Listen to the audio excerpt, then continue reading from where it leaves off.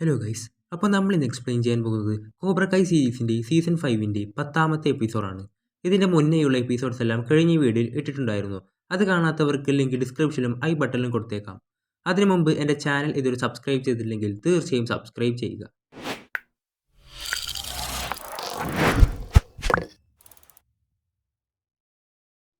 ഈ എപ്പിസോഡിൻ്റെ തുടക്കത്തിൽ കാണിക്കുന്നത് ക്രീസിനെയാണ്. അയാളെ എപ്പോഴും വന്ന് ഇൻ്റർവ്യൂ എടുക്കുന്ന സ്ത്രീയുമായി സംസാരിച്ചുകൊണ്ടിരിക്കുകയായിരിക്കും. ഞാൻ എൻ്റെ ജീവിതത്തിൽ ഒരുപാട് തെറ്റുകൾ ചെയ്തിട്ടുണ്ട്. ഒരുപാട് കഠിനമായ പാഠങ്ങൾ പഠിച്ചു. എൻ്റെ ഓർമ്മകളെല്ലാം ഞാൻ മായ്ച്ചു കളയുകയാണ്. ഞാൻ എൻ്റെ സ്വന്തം മോനെ പോലെ കണ്ടുകൊണ്ടിരുന്ന എൻ്റെ ബെസ്റ്റ് സ്റ്റുഡൻസിലെ ഒരാൾ, അവനെയും എനിക്ക് നഷ്ടപ്പെട്ടു എന്ന് പറഞ്ഞ് സങ്കടപ്പെടാനായി തുടങ്ങും. അപ്പോൾ ആ സ്ത്രീ ചെന്ന് ക്രീസിനെ കെട്ടിപ്പിടിച്ച് സമാധാനിപ്പിക്കുകയാണ്. ശേഷം ജയിലിലെ ക്യാൻറ്റീനിൽ വെച്ച് ഒരു അടി നടക്കുന്നുണ്ടാവും. ക്രീസ് അത് നിർത്താനായി പറയും.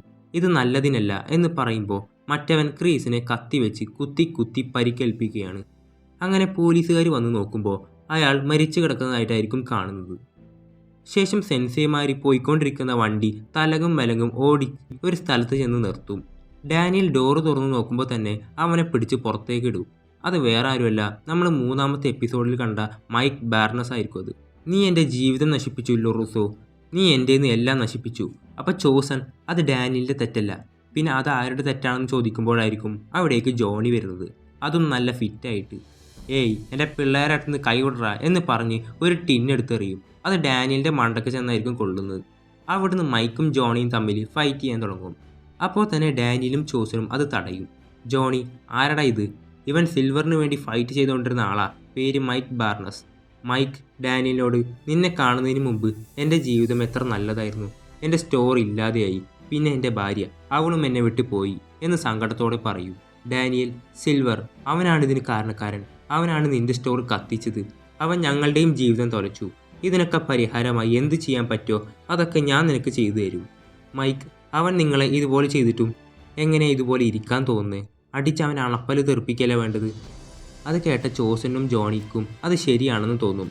മൈക്ക് പറഞ്ഞതാണ് ശരി, ഇനിയും അവനെ വെച്ചുകൊണ്ടിരിക്കാൻ പറ്റില്ല, ഇത് തിരിച്ചടിക്കേണ്ട സമയമാണ് എന്ന് പറയും.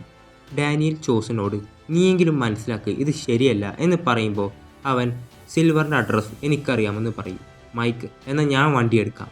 അപ്പോഴും ഡാനിയൽ, വേണ്ട, ഇത് ചെയ്യരുത്, നിങ്ങൾക്കിപ്പോൾ സ്വബോധം ഇല്ലാത്തതാണ് എന്നൊക്കെ പറയുമെങ്കിലും അവരതൊന്നും കാര്യമാക്കാതെ ഡാനിയലിനെ അവിടെ ഒറ്റയ്ക്കിട്ടിട്ട് പോകും. ഇത് കണ്ട് ദേഷ്യം വരികയായിരിക്കും ഡാനിയലിന്. ശേഷം കാണിക്കുന്നത് മിഗുവൽ താമസിക്കുന്ന അപ്പാർട്ട്മെൻറ്റാണ്. ഡെമിട്രി, എന്താ ഇത്ര എമർജൻസി? അപ്പോൾ എനിക്കറിയില്ല, സാം എല്ലാവരോടുമായി എവിടെ ചെന്ന് മീറ്റ് ചെയ്യാൻ പറഞ്ഞു. അപ്പോൾ റോബി, അറ്റ്ലീസ്റ്റ് സാം നിന്നോട് സംസാരിക്കുമെങ്കിലും ഉണ്ട്, എനിക്കൊരു റെസ്പോൺസും കിട്ടുന്നില്ല ടോറിയുടെ അടുത്തുനിന്ന്. അപ്പോഴാണ് അവിടേക്ക് സാമും ടോറിയും വരുന്നത്. ഇവരെ ഒരുമിച്ച് കണ്ട അന്താളിപ്പിൽ നിൽക്കുകയായിരിക്കും ബാക്കിയുള്ളവർ. റോബി, നിൻ്റെ കൈക്കെന്ത് പറ്റിയെന്ന് ചോദിക്കുമ്പോൾ അതൊരു ട്രെയിനിങ് ആക്സിഡൻ്റ് ആണ്, ഞാൻ ഓക്കെ ആണെന്ന് പറയും. സാം, സിൽവർ സ്റ്റിംഗ്രേനെ അടിച്ചതിന് തെളിയിക്കാൻ നമ്മളുടെ അടുത്തൊരു വഴിയുണ്ട്. ടോറി, അതെ, അന്ന് അടിച്ച സമയത്ത് ആ പഴയ ഡോജോയിൽ സിൽവർ സെക്യൂരിറ്റി ക്യാമറ ഇൻസ്റ്റാൾ ചെയ്തിട്ടുണ്ടായിരുന്നു. അപ്പോൾ ഇനി ആ സ്ഥലത്തേക്ക് കയറാൻ പറ്റില്ല, അവിടെ പൂട്ടിയിട്ടിരിക്കുകയാണെന്ന് പറയും. ഡെമിട്രി, അത് വിഷയമല്ല, അവിടെയുള്ള എല്ലാ ഫൂട്ടേജും ടെക് ടൗൺ വഴി ഒരു സെൻട്രൽ സെർവറിലൂടെയാണ് പോകുന്നത്. എല്ലാ സെർവറുമായിട്ടും അത് കണക്റ്റ് ആയിരിക്കും. അപ്പോൾ അതെ, അത് ശരിയാണ്, ഫ്ലാഗ്ഷിപ്പ് ഡോജോയുടെ ഓഫീസിൽ ആ സെർവർ ഉണ്ട്, അതുവഴി അവർക്ക് ആ ഫൂട്ടേജ് കിട്ടുമെന്ന് മനസ്സിലാവും. എന്നിട്ട് ആ ക്ലിപ്പ് കോബ്ര കൈയുടെ യൂട്യൂബ് ചാനൽ വഴി എല്ലാവരിലേക്കും എത്തിക്കാനായിരിക്കും അവരുടെ പ്ലാൻ. സാം, എല്ലാവരെയും വിളിക്കണം, കോബ്ര കൈ നിലം പതിക്കാൻ പോവാണ് ഇന്ന് രാത്രിയോടുകൂടി എന്ന് പറയും. ശേഷം ടെറിയുടെ വീടാണ് കാണിക്കുന്നത്. അവിടെ കിമ്മും ഉണ്ടാകും. ആ നേരത്താണ് CCTV വഴി ഒരു വണ്ടി ഗേറ്റ് അടിച്ച് ഉള്ളിലോട്ട് കയറുന്നതായി കാണുന്നത്. അങ്ങനെ 3 പേര് ഉള്ളിലോട്ട് കയറാനായി നിൽക്കുകയാണ്. മൈക്ക് ഡോറ് ചവിട്ടി പൊളിക്കാനായി നിൽക്കുമ്പോൾ ജോണി, നിൽക്ക്, കണ്ടിട്ട് നല്ല ഹെവിയാണെന്ന് തോന്നുന്നു, ഞാൻ ചെയ്യാമെന്ന് പറഞ്ഞ് നിൽക്കുമ്പോഴാണ് ചോസൻ വന്ന് അത് സിമ്പിളായി തുറന്നു കൊടുക്കുന്നത്. മൈക്കിനെ കണ്ട ടെറി, ഒരുപാട് നാളായാലോ കണ്ടിട്ട്, എങ്ങനെയുണ്ട് ലൈഫൊക്കെ എന്ന് ചോദിക്കും. അവിടുന്ന് ടെറിയുടെ ആൾ അടിക്കാനായി വരുമ്പോൾ മൈക്ക് അതിനനുസരിച്ച് തിരിച്ചു കൊടുക്കുകയാണ്. പക്ഷെ ഓർക്കാപ്പുറത്ത് പിന്നിൽ നിന്ന് അടികിട്ടി അവൻ്റെ ബോധം പോവുകയാണ്. ആ നേരത്തായിരിക്കും കിമ്മിൻ്റെ എല്ലാ ശിഷ്യന്മാരും അവിടേക്ക് വരുന്നത്. അവരെ മൊത്തത്തിൽ വളയും. ശേഷം കാർമെനും അമാൻഡയും വീട്ടിലെത്തിയിട്ടുണ്ടാകും. ആ നേരത്താണ് ഡാനിയൽ വിളിക്കുന്നത്. അവൻ, മൈക്ക് വണ്ടി ഹൈജാക്ക് ചെയ്തു, അവൻ ജോണിയെയും ചോസനെയും കൊണ്ട് ടെറിയുടെ അടുത്തേക്ക് പോയിരിക്കുകയാണ്, നീ ഇപ്പോൾ വന്ന് എന്നെ കൂട്ടണം. അപ്പോൾ നിങ്ങളിപ്പോൾ എവിടെയാണെന്ന് ചോദിക്കുമ്പോൾ എനിക്കൊരു ഐഡിയയുമില്ല, ഞാൻ ഏതിൻ്റെയോ നടുക്കാണ് ഇപ്പോൾ നിൽക്കുന്നത്. ആ സമയത്ത് റേഞ്ച് കട്ടാവുന്നുണ്ട്. അതേസമയം അവരുടെ വീട്ടിലോട്ട് ആരോ കാറിൽ വരുന്ന ശബ്ദം കേൾക്കും. അമാൻഡ, ഇവിടെ ആരോ വന്നിട്ടുണ്ട്. എന്ത്? ആരാന്ന് ചോദിക്കുമ്പോൾ അത് കോബ്രക്കായി ആണെന്ന് പറയും. അപ്പോൾ നിങ്ങൾ പെട്ടെന്ന് പോലീസിനെ വിളിക്കുമെന്ന് പറയും. അപ്പോഴേക്കും കോള് കട്ടാവുകയാണ്. ശേഷം മറ്റവർ കോബ്രക്കായി ഡോജോയിലെത്തിയിട്ടുണ്ടാകും. ആ സമയം തന്നെ ബാക്കിയുള്ളവരും വരും. ടോറിയെ കണ്ട് അവളെന്താ ഇവിടെ ചെയ്യുന്നത് എന്ന് ചോദിക്കുമ്പോൾ അവൾ നമ്മുടെ കൂടെയാണെന്ന് പറയും. അപ്പോൾ നമ്മളെന്താ ചെയ്യാൻ പോകുന്നത്? അവരുടെ സെൻസി ആരാണെന്ന് ശരിക്കും നമ്മൾ അവർക്ക് കാണിച്ചു കൊടുക്കാൻ പോവുക. എന്നിട്ട് അവർ നേരെ ടെറിയുടെ ഓഫീസിലേക്ക് ചെല്ലും. ഡെമിട്രി ആ ഫൂട്ടേജ് ചെക്ക് ചെയ്യാനായി തുടങ്ങും. ടോറി ഒരു CCTV കാണിച്ച് ഇതെങ്ങനെ ഡിസ്കണക്ട് ചെയ്യുമെന്ന് ചോദിക്കുമ്പോൾ റോബി അത് പറിച്ചിടുകയാണ്. അങ്ങനെയൊക്കെ ചെയ്തെങ്കിൽ പോലും അവിടെയുള്ള ഒരു ചെറിയ ഹിഡൻ ക്യാമറ അവർ ശ്രദ്ധിച്ചിട്ടുണ്ടാവില്ല. മറുഭാഗത്ത് നല്ല പൊരിഞ്ഞ അടി.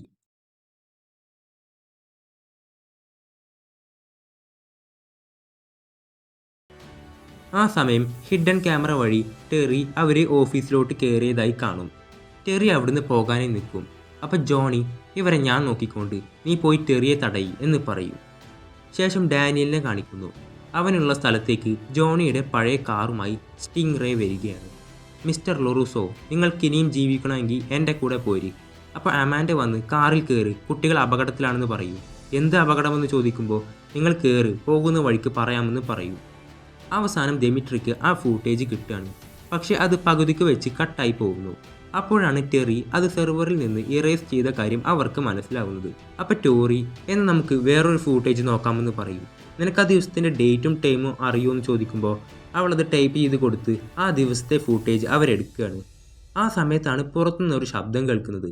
മിഗുവലും സാമും റോബിയും ടോറിയും അതെന്താണെന്ന് നോക്കാനായി ചെല്ലും. അത് കോബ്രക്കായ് സ്റ്റുഡൻസ് ആയിരിക്കും. ടോറിയെ കണ്ട ഡേവോൺ, നീ ഇപ്പോൾ ഇവരുടെ കൂടെയായോ എന്ന് ചോദിക്കും. അപ്പോൾ നമ്മൾ ഇവിടെയുള്ള കാര്യം ഇവരെങ്ങനെ അറിഞ്ഞു എന്നറിയാതെ നിൽക്കുകയായിരിക്കും സാം. അത് വേറെ ഒന്നുമല്ല, അവരുടെ കൂട്ടത്തിലുള്ളവൻ തന്നെയായിരിക്കും അവരെ ഒറ്റിയിട്ടുണ്ടാവുക. എന്നിട്ട് അവൻ്റെ കോബ്രക്കായ് ടീഷർട്ട് കാണിച്ചു കൊടുക്കും. അവൻ, നിങ്ങൾ തന്നെ ഇവിടെ ഒന്ന് നോക്ക്, ഇവിടെ സ്നാക്സ് ഉണ്ട്, ഡ്രിങ്ക്സ് ഉണ്ട്, ചിക്സ് ഉണ്ട്. റോബി, സിൽവർ നിങ്ങളോട് എല്ലാവരോടും നുണ പറഞ്ഞതാണ്. അപ്പോൾ കെന്നി, സിൽവറോ, നീയാണ് എൻ്റെ അടുത്ത് നുണ പറഞ്ഞത്. അപ്പോൾ മിഗുവൽ, റോബി പറഞ്ഞത് ശരിയാണ്, നീ ഇങ്ങനെ ചെയ്യരുത്. അപ്പോൾ അവനൊന്ന് തിരിഞ്ഞ് ഞാൻ ചെയ്യുമെന്ന് പറയും. അപ്പോഴേക്കും അവിടെ അടി പൊട്ടും. ശേഷം സ്റ്റിംഗ് റേ ഡാനിയലിനെയും കൊണ്ട് കോബ്രക്കായ് ഡോജോയിലേക്കായിരിക്കും പോകുന്നത്. അവൻ കുറേ സോറി പറയും. കോബ്രക്കായിലേക്ക് തിരിച്ചു കയറാൻ വേണ്ടി മാത്രമായിരുന്നു ഞാൻ അങ്ങനെ ചെയ്തത്. അപ്പോൾ ഡാനിയൽ, ഇപ്പോൾ നീ ചെയ്തുകൊണ്ടിരിക്കുന്നത് ശരിയായ കാര്യമാണ്, അതാണിപ്പോൾ പ്രധാനം എന്ന് പറയും. ശേഷം ടെറിയുടെ അടുത്തേക്ക് ചോസൻ വന്നിട്ടുണ്ടാകും. അവിടുന്ന് അവർ ഫൈറ്റ് ചെയ്യാനായി തുടങ്ങും.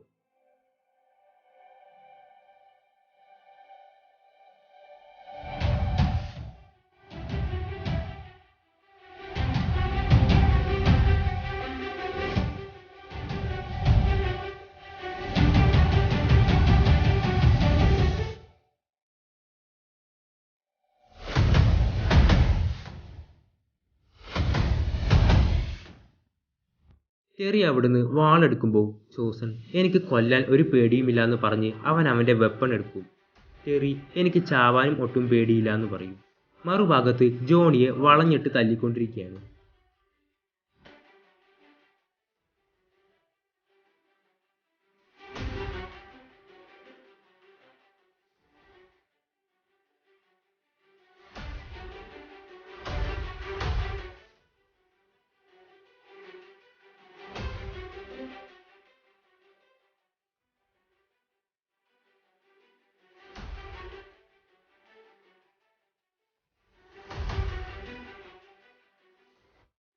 അവസാനം ചോസൻ ടെറിയെ വീഴ്ത്തും. പക്ഷേ ഓർക്കാപ്പുറത്ത് കണ്ണൊന്നും തെറ്റിയ ചോസനെ ആഞ്ഞു വെട്ടുകയാണ് ടെറി. അതോടെ അവൻ്റെ ബോധം പോകും. മറുവശത്ത് ഡോജോയിലാണെങ്കിൽ പൊരിഞ്ഞടി. അതിനിടയിൽ ടോറി ഡേവോണിനെ കാര്യങ്ങൾ പറഞ്ഞ് മനസ്സിലാക്കാനായി നോക്കുന്നുണ്ട്. അവൾ, നീ ഇത് ഇപ്പോഴാണോ എന്നോട് പറയുന്നതെന്ന് ചോദിക്കുമ്പോൾ എനിക്കറിയാം, സോറി, ഞാൻ നിന്നോടിത് പറയാനായി ശ്രമിച്ചിരുന്നു. ശേഷം ഹോക്ക് ചെന്ന് ഡെമിട്രിയോട്, എന്തായി, എത്ര നേരം എടുക്കുമെന്ന് ചോദിക്കുമ്പോൾ ഓൾമോസ്റ്റ് തീർന്നു, കുറച്ചുകൂടി മിനിറ്റ് മാത്രം മതി, യൂട്യൂബ് ചാനൽ ലോഗിൻ ചെയ്തിട്ട് വേണം ഇതൊന്ന് അപ്ലോഡ് ചെയ്യാൻ. ആ സമയം മറ്റവന്മാർ കയറി വരുന്ന സൗണ്ട് കേട്ട് ഹോക്ക്, പണി പാളി, നീ അത് മൊബൈലിലേക്ക് ആക്കിയേക്ക് എന്ന് പറയും. ആ സമയം അവിടേക്ക് കെയ്ലറും ബാക്കിയുള്ളവരും എത്തും. കെയ്ലർ, യാസ്മിൻ്റെയും മൂണിൻ്റെയും മാപ്പിളാർ ഇവിടെ ഉണ്ടല്ലോ, കെന്നി നിന്നെ അടിച്ചു പൊളിച്ചെന്ന് കേട്ടല്ലോ. അപ്പോൾ ഹോക്ക്, നിനക്കൊരു കാര്യം അറിയും, അതാണ് ലൈഫ്, നമ്മൾ ജയിക്കും തോൽക്കും, പക്ഷെ നമ്മൾ മുന്നേറണം.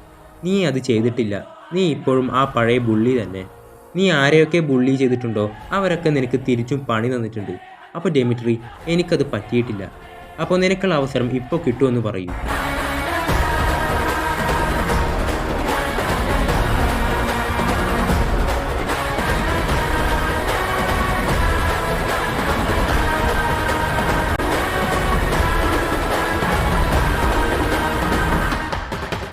ഇതിൻ്റെ ഇടയ്ക്ക് ഹോക്കിനിട്ട് കൊടുത്ത അതേ പഞ്ച് കെന്നി റോബിക്കും കൊടുക്കുകയാണ്. അതുകൊണ്ട് അവന് നേരം പോലെ ശ്വാസം വിടാൻ പറ്റുന്നുണ്ടാവില്ല. മറുഭാഗത്ത് ജോണിയുടെ അവസ്ഥയും ഇതുപോലെ തന്നെയായിരിക്കും. ആ സമയം ടെറി വന്ന് ചോസന്റെ കാര്യത്തിലൊരു തീരുമാനമാക്കിയിട്ടുണ്ട്. ക്രീസ് എപ്പോഴും പറയാറുണ്ട് നീയാണ് അയാളുടെ ബെസ്റ്റ് സ്റ്റുഡൻ്റ് എന്ന്. പക്ഷെ ഇത് കണ്ട ഡേവോൺ അവിടേക്ക് ചെന്ന് സാം, നീ പോയി നിന്റെ അനിയനെ രക്ഷിക്ക്, ഇത് ഞങ്ങൾ നോക്കിക്കൊണ്ട് എന്ന് പറയും.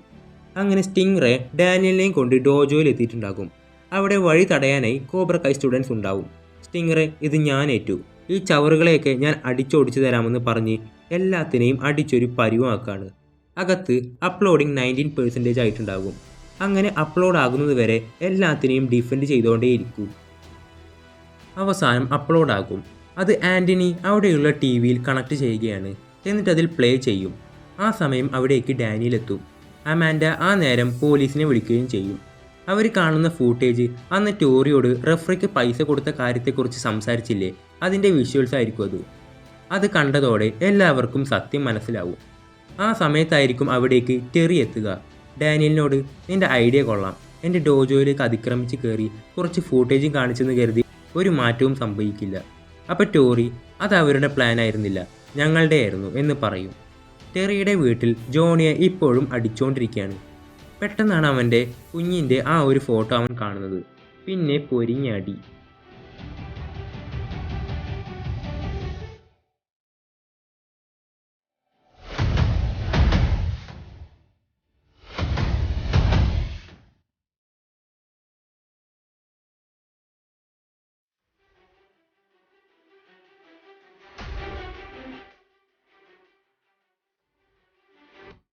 അവസാനം ജോണിയെ തളച്ച് കൊല്ലാൻ നിൽക്കുന്ന സമയത്ത് നേരത്തെ ബോധം പോയ മൈക്ക് വന്ന് അവനെ രക്ഷിക്കുകയാണ്.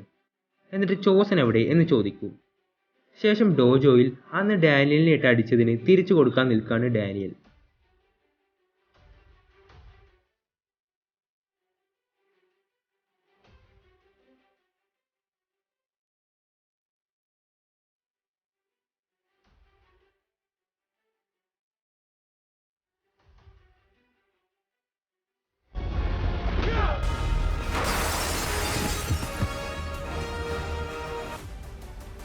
അങ്ങനെ ടെറിയെ അവൻ തോൽപ്പിക്കും. എന്നിട്ട് കോബ്രക്കായിലുള്ള എല്ലാവരും ടീഷർട്ട് ഊരി അയാളുടെ മേൽക്ക് വലിച്ചെറിഞ്ഞ് പോവുകയാണ്. ശേഷം പോലീസുകാരൊക്കെ വന്നിട്ടുണ്ടാകും. റോബി കെന്നിയെ കണ്ട് സംസാരിക്കാൻ വരുന്നുണ്ടെങ്കിലും വിഷമം കൊണ്ട് അവൻ അവിടുന്ന് പോവുകയാണ്. അവൻ ടോറിയുടെ അടുത്തേക്ക് ചെല്ലും. അവിടുന്ന് റോബി അവളോട് സോറി പറഞ്ഞ് അവർ കിസ് ചെയ്യുകയാണ്. മറുവശത്ത് സാമും മിഗുവലും തമ്മിലുള്ള പ്രശ്നങ്ങൾ ഓക്കെ ആയിട്ടുണ്ടാകും. സാം, ഇത് നിൻ്റെ അല്ലേ എന്ന് ചോദിച്ച് ആ ഓക്ടോബസിൻ്റെ മാല കാണിച്ചു കൊടുക്കും. ഇതെനിക്ക് ഡോജോയിൽ നിന്ന് കിട്ടിയതാണ്. അങ്ങനെ അവർ വീണ്ടും ഇഷ്ടത്തിലാവുകയാണ്. ആ സമയത്തായിരിക്കും ജോണി അവിടെ എത്തുന്നത്. ഇത് കണ്ട കാർമെന് ഭയങ്കര ഹാപ്പിയാവും. പിന്നാലെ മൈക്കും ചോസനും വരും. അവന് സാരമായ പരിക്ക് മാത്രമേ പറ്റിയിട്ടുണ്ടാവുള്ളൂ. അവനെ കണ്ട ഡാനിയലിനും ആശ്വാസമാവും. എന്നിട്ട് അവനെ ആംബുലൻസിൽ കയറ്റും. എന്നിട്ട് ടെറിയെ സ്റ്റിംഗറിൻ്റെ കേസുമായി ബന്ധപ്പെട്ട് അവനെ അറസ്റ്റ് ചെയ്യും. അങ്ങനെ അവസാനം സിൽവർ അകത്തായി. ഇനി മുതൽ ക്രീസും സിൽവറും ഒരേ സെൽമേറ്റ്സ് ആകുമെന്ന് നമുക്ക് അനുമാനിക്കാം. അപ്പോൾ ഒരു ഓഫീസർ, നിങ്ങൾ ജോൺ ക്രീസിനെയാണോ ഉദ്ദേശിക്കുന്നത്? അയാൾക്ക് സംഭവിച്ചതൊന്നും നിങ്ങൾ അറിഞ്ഞില്ലേ എന്ന് ചോദിക്കും. ജയിലിൽ നിന്ന് കുത്തു കിട്ടിയ ക്രീസിനെ നോക്കാനായി മെഡിക്കൽ റൂമിലേക്ക് കൊണ്ടുവരും. എന്നിട്ട് ആ ചോരയിൽ തൊടുമ്പോൾ അതിന് വല്ലാത്തൊരു ഒട്ടിപ്പ്. അത് നക്കി നോക്കുമ്പോഴാണ് അത് ആ റെഡ് ജെല്ലിയാണെന്ന് മനസ്സിലാവുക. പെട്ടെന്ന് ക്രീസ് എണീച്ച് ആ 2 ഓഫീസർമാരെ അടിച്ചിടും. ഡോക്ടറാണെങ്കിൽ പേടിച്ച് പറിച്ച്, ഹേയ് വേണ്ട, ഞാൻ നിങ്ങളോട് യാചിക്കുകയാണ്. അപ്പോൾ എന്തിന്? കരുണക്കോ? ശേഷം ക്രീസ് ആ ഡോക്ടറുടെ ഡ്രസ്സ് വിട്ട് പുറത്തേക്ക് പോകുന്നു. പോകാൻ നേരം അവിടെ ഡോർ ലോക്കായിരിക്കും. അവിടുന്ന് ക്രീസ് ആ ഇൻ്റർവ്യൂ എടുക്കുന്ന സ്ത്രീയില്ലേ, അവർ നേരത്തെ കെട്ടിപ്പിടിച്ചപ്പോൾ ആ നേരം പോക്കറ്റിൽ നിന്ന് എടുത്തിട്ടുണ്ടാകും അവരുടെ ഐഡൻറ്റിറ്റി കാർഡ്. അത് വെച്ച് തുറന്ന് പുറത്ത് കടക്കുകയാണ്. അങ്ങനെ ജയിൽ ചാടിയ ക്രീസിനെയും കാണിച്ചുകൊണ്ട് ഈ സീസൺ ഇവിടെ അവസാനിക്കുകയാണ്. അപ്പോൾ ഈ സീരീസ് നിങ്ങൾക്ക് ഇഷ്ടപ്പെട്ടിട്ടുണ്ടെങ്കിൽ ദയവായി ലൈക്ക് ചെയ്യുക, ഷെയർ ചെയ്യുക, സബ്സ്ക്രൈബ് ചെയ്യുക.